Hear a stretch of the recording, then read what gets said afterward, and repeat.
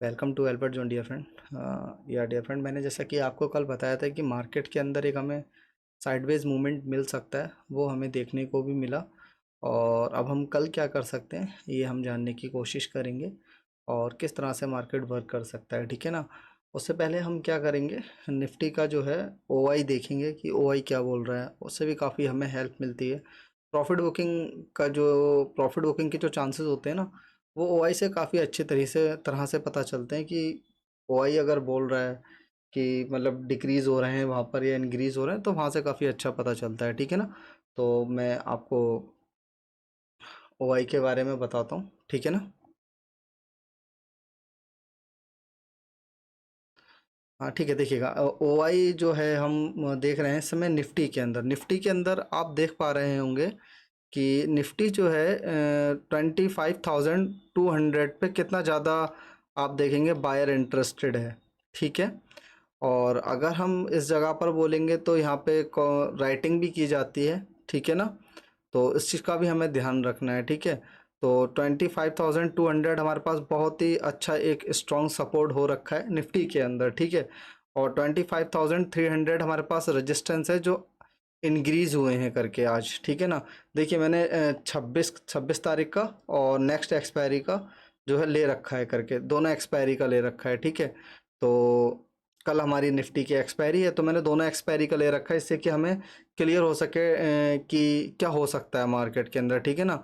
तो अभी मैं क्या करूँगा कि 3 जुलाई को हटा दूंगा। 3 जुलाई के बाद अगर हम देखेंगे आज का जो हम डाटा देखेंगे जो कल हमारे लिए हो सकता है, तो कल के मुकाबले भी अगर आप देख पा रहे हैं तो यहाँ पे 25,200 पे काफ़ी अच्छे बायर हैं और 25,300 पे काफ़ी अच्छे सेलर अवेलेबल हो रखे हैं करके। और फिर उसके बाद देखिए यहाँ पर बायर बिल्कुल बहुत छोटे छोटे क्वांटिटी के साथ खड़े हैं यहाँ पर, ठीक है ना।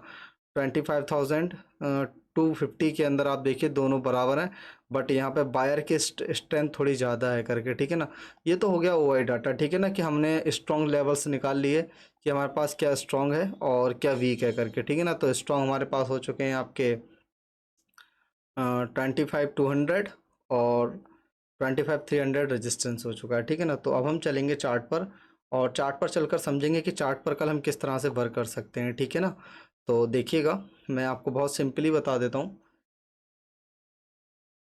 हमारे पास जो रेजिस्टेंस निकल कर आ रहा है वो ये वाला लेवल है, ठीक है ना। जो है आपका 25,317 का जो निफ्टी ने हाई लगाया है वो हमारे पास एक रेजिस्टेंस है। उससे पहले आप 25,300 देख लीजिएगा, ठीक है ना। ये हमारे पास रेजिस्टेंस एरिया है पूरा, यहाँ से लेके यहाँ तक जो है हमारे पास रेजिस्टेंस एरिया है। तो इस चीज़ का हमें ध्यान रखते हुए ही ट्रेड करना है कि ऊपर हमारे पास रेजिस्टेंस एरिया है, तो क्या करेंगे और किस तरह से हमें वर्क करना होगा।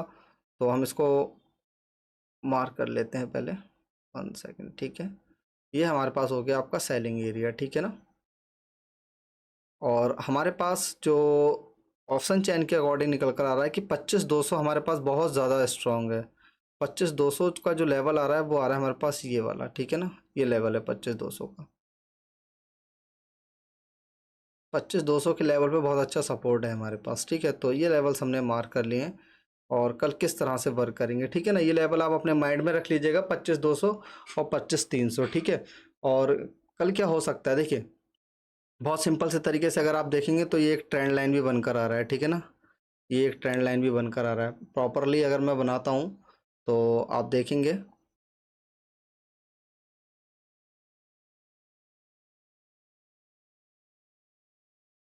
कि देखिए प्रॉपर हमारे पास एक ट्रेंड लाइन बनकर आ रहा है, ठीक है ना।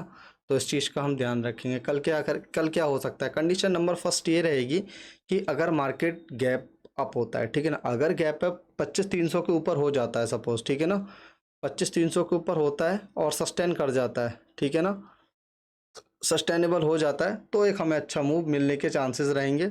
और देन अगर ज़्यादा बड़ा गैप डाउन हुआ तो हो सकता है इस जगह पर खुला और खुलने के बाद मार्केट इस जगह पे या इस जगह पर कहीं भी खुल सकता है, ऊपर साइड में कहीं भी खुलेगा। और अगर सस्टेन नहीं हुआ तो वही कैंडल पूरी तरह से नीचे आ जाएगी। इस चीज़ का आपको बहुत ही ज़्यादा ध्यान देना है कि अगर मार्केट नीचे आता है तो फिर साइडवेज होने के चांसेस ज़्यादा हैं, ठीक है ना। और अगर इसी के ऊपर सस्टेन कर जाता, ओपन हुआ या रेंज बना लिया करके, ठीक है ना, और उसके बाद अगर ब्रेकआउट करेगा तब एक हमें मूवमेंट देखने को मिल सकता है, ठीक है ना। तो इस चीज़ का आप ध्यान रखेंगे, ओके। और देन अगर मैं बात करता हूँ गैप डाउन की, गैप डाउन अगर 25,200 के नीचे होता है, 25,200 के नीचे होता है, और अगर 25,200 के नीचे होने के बाद अगर मार्केट ने 25,200 का रिट्रेसमेंट लिया और डाउनफॉल दिखाया हमें, तो हमारा जो फर्स्ट टारगेट होगा वो 25 से 150 या 125 120 तक का होगा, और सेकंड टारगेट हमारे पास हो सकता है 25,050 का, ठीक है ना। तो इस चीज़ का आप ध्यान रखेंगे, ये हमारे पास लेवल्स रहेंगे। देखिए अगर जिस तरह से ऊपर साइड में ओपन हो, जैसे मैंने आपको ऊपर साइड में बताया कि ऊपर साइड में अगर ओपन होता है, नीचे साइड में पूरा क्लोज कैंडल कर देता है, तो मार्केट साइड पे जाएगा। वही कंडीशन ये होगी यहाँ पर कि मार्केट यहाँ पर ओपन हुआ और गैप डाउन ओपन हुआ, खुलकर अगर यहाँ पर आ गया, उसके बाद मार्केट रिट्रेसमेंट लेगा, और यहाँ पर अगर रेंज बना लेता है ना, एक आधे एक घंटे रेंज बनाने के बाद अगर निकलता है, तो फिर 25,300 तक आपको देखने को मिल सकता है। मेरे कहने का मतलब यही होगा कि मार्केट के अंदर कल जो है थोड़ा सा ट्रैप आपको देखने को मिल सकता है, ठीक है। तो इस चीज़ का आप बिल्कुल ध्यान रखेंगे, ठीक है ना। और मूवमेंट मिलना होगा तो मार्केट खुद बता देगा, यहाँ पर आकर रेंज बनेगा तो हमें मूवमेंट मिलेगा, और यहाँ पे आके अगर रेंज मिले बनेगा तो हमें मूवमेंट मिलेगा, ठीक है। ये दो रेंज रहेंगी जहाँ पे हमें मूवमेंट देखने को मिल सकता है, ठीक है। देखिए मैं जो चाहता हूँ वो क्या हो, मैं जो चाहता हूँ वो ये हो कि मार्केट के अंदर यहाँ पर ओपनिंग हो जाए, इस जगह पर ओपनिंग हो जाए, और यहाँ पे मार्केट एक रेंज क्रिएट कर ले, ठीक है ना। रेंज क्रिएट करने के बाद क्या हो कि अगर रेंज का ब्रेकआउट करता है तो हमें 100-150 पॉइंट मिल जाएंगे, ठीक है। और अगर रेंज का ब्रेकआउट नहीं करता है, उसी रेंज के अंदर बंद हो जाता है, तो फिर सेकंड डे के लिए हमारे पास बहुत अच्छा एक मूवमेंट रेडी हो जाएगा। वो हमें फिर सेकंड डे ही कल ही देखना होगा कि किस साइड किस तरह का प्राइजेक्शन है, किस जगह पर, मतलब वही देखकर हम बता पाएंगे कि किस जगह जो है डाउन मूव आ सकता है, और किस जगह को देखकर हमें अप मूवमेंट मिल सकता है देखकर, ठीक है ना। तो ये तो हो गया आपका निफ्टी का। और देन अगर निफ्टी के अंदर अदरवाइज कुछ भी होता है, मुझे लगता है कि बड़ा मूवमेंट आ सकता है, तो मैं आपको टेलीग्राम पर अपडेट कर दूंगा, ठीक है ना। और हमारा जो सेकंड सेक्टर होगा वो होगा सेंसेक्स, ठीक है ना।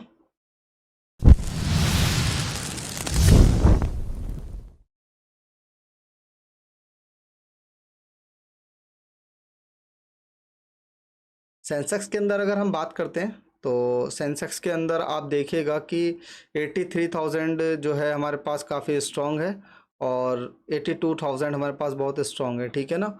बाकी हम सबसे पहले इसका ओआई देखेंगे कि ओआई किस तरह से वर्क कर रहा है, फिर उसके बाद कुछ डिसीजन निकालते हैं, ठीक है ना। हालांकि ज़रूरत नहीं पड़ती ओआई की, बट यहाँ से क्या रहता है ना, थोड़ा सा ईजी हो जाता है देखना स्ट्रॉन्ग रेजिस्टेंस सपोर्ट किस जगह पर अच्छे अवेलेबल हो रखे हैं करके, ठीक है ना। तो ओआई की अगर हम बात करते हैं तो देखिएगा यहाँ पे 82,500 हमारे पास बहुत स्ट्रॉन्ग है, यहाँ पर बायर बहुत ज़्यादा इंटरेस्टेड है, ठीक है ना। इंक्रीज भी हुआ है, ठीक है। और फिर 82,600 पे भी बायर है, 82,700 पे सेलर है, ठीक है ना। और 82,800 पे भी सेलर स्ट्रॉन्ग है, 82,900 और 83,000 पे भी सेलर है, ठीक है ना। देखिए यहाँ से लेके और यहाँ तक आप देखिए कितना प्यारा सेलर अवेलेबल रखा है, बट यहाँ यही जो लेवल है ना हमारे पास 82,500, यही हमारे लिए एक स्ट्रॉन्ग है, ठीक है ना। तो इस सिनेरियो में ना मार्केट मोस्टली टाइम में साइडवेज हो जाता है, वॉलेटिलिटी रहती है, साइडवेज हो जाता है। अगर मूवमेंट देना होता है तो सेकंड हाफ के बाद ही हमें मूवमेंट देखने को मिलता है, ठीक है ना। तो ये सब चीज़ें ऑप्शन चैन वो ओआई हमें दिखा रहा है करके, ठीक है। चार्ट पर चलते हैं, चार्ट पर चलकर समझते हैं कि चार्ट क्या कहना चाह रहा है। चार्ट के अंदर अगर आप देखेंगे ना, तो जिस तरह से मैंने आपको बताया कि 83,000, ठीक है ना, 83,000 जो है हमारे पास एक स्ट्रॉन्ग रेजिस्टेंस है, तो 83,000 पे हम इसको मार्क कर लेते हैं, ठीक है ना। ये हमने मार्क कर लिया, ठीक है। और देन उसके बाद अगर हम बात करते हैं सपोर्ट का, हमारे पास उसमें सपोर्ट क्या निकल कर आ रहा था, 82,500, तो 82,500 हमारे पास ये सपोर्ट हो गया, ठीक है। तो ये जोन है हमारे पास, इस जोन में हमें वर्क करना है और क्या हो सकता है करके, ठीक है ना। देखिए बहुत सिंपल है, कोई डिफ़िकल्ट नहीं है। देखिए ये एक रेंज बना दिया है मार्केट ने जो है ना, ये एक रेंज बना रखा है, ये आप देखेंगे तो ये एक रेंज है, ठीक है। तो सिंपल है, अगर इसके ऊपर गैप अप होता है, सपोज दैट इसके ऊपर अगर गैप अप होता है, ठीक है ना, तो अगर छोट मिनरल गैप अप होता है, जैसे मानिए 82,800 के ऊपर गैप अप होता है तो मार्केट ऊपर जाता है। ऊपर आने के बाद अगर हमें सेलिंग देखने को मिलती है और 82,800 के नीचे अगर नहीं निकलता है तो हमें एक अपसाइड का मूवमेंट देखने को मिल सकता है। देन अगर 82,000 के नीचे आ गया तो फिर मार्केट रेंज में फंस जाएगा, साइडवेज हो जाएगा। इस जगह से कहीं जाकर हमें मूवमेंट देखने को मिल सकता है, ठीक है ना। ये चीज़ तो आपको क्लियर हुआ कि गैप अप जो है अगर होता भी है तो बड़ा गैप अप होगा तभी हमें बेनिफिट होगा। 83,000 के ऊपर अगर गैप अप हो जाता है, सस्टेनेबल रहता है और पुल बैक लेकर अगर राइज करना स्टार्ट करता है, तब एक हमें अच्छा मूवमेंट देखने को मिल सकता है अपसाइड में, ठीक है ना। टारगेट जो है मैं आपको मॉर्निंग में चार्ट पर बनाकर दे दूंगा करके, ठीक है ना। अब बात करते हैं गैप डाउन की। अगर मार्केट गैप डाउन होता है, ठीक है ना, मानिए कि अगर मार्केट 82,000 के आसपास गैप डाउन होता है तो यहाँ पर क्या होगा कि मार्केट एक बहुत तेज़ी से मूवमेंट देगा अपसाइड के लिए। 82,800 तक के लिए बहुत फास्ट मूव आ सकता है, ठीक है ना। तो ये आप कैप्चर करने की कोशिश करेंगे। अगर गैप डाउन होता है, बड़ा गैप डाउन हो जाता है 82,500 के नीचे, तो फिर थोड़ा सा वेट करना होगा। देखेंगे कि रिट्रेसमेंट लेके कहीं ऐसा तो नहीं कि डाउन साइड में ये गैप फिल करने भी आ सकता है ना, तो ये भी देखना होगा हमें, ठीक है। तो ये जो है हमारी कंडीशंस रहेंगी।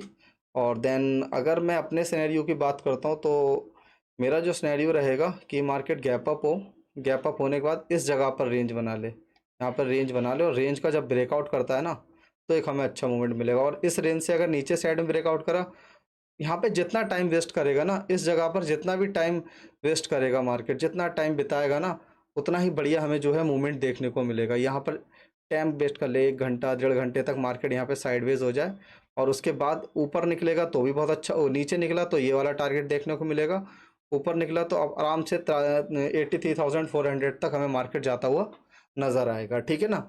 ठीक है, बाकी अगर आपको कहीं कन्फ्यूज़न है तो मुझे बताइएगा और कॉल भी कर सकते हैं, टेलीग्राम पर नंबर पिन कर रखा है मैंने।